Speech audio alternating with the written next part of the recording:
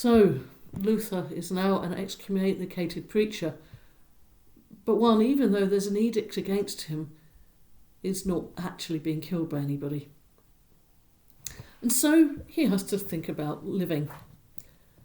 Luther argued that monks' vows did not need to be honoured, since being a monk did not make you more likely to be saved. So he married, in June 1525, Katharina von Bora, who was a former nun.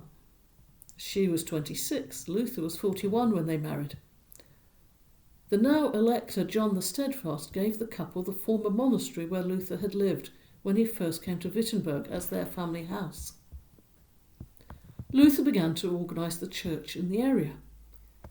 Since the Elector had decided to go with Luther's way of thinking and reject the Catholic hierarchy, he wrote hymns, translated the Old Testament into German, and produced catechisms to help people learn more about Christianity, as he perceived it, from the Bible.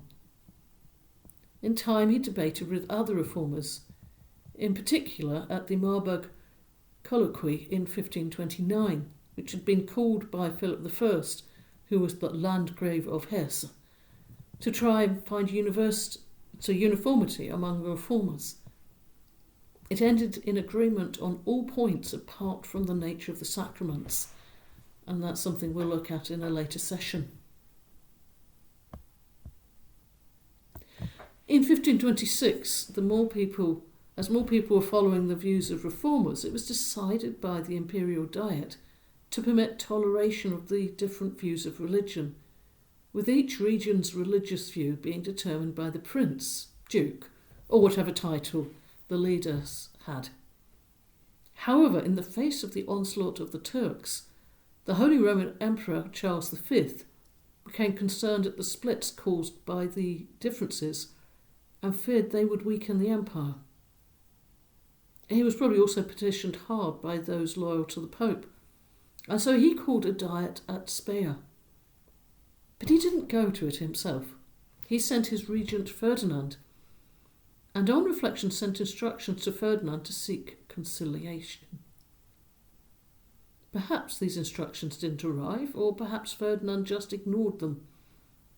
Anyway, he suggested that the sense in which some princes were backing reformers and some were resisting them, so that the empire was becoming a patchwork, should be done away with. The whole empire should follow Catholicism.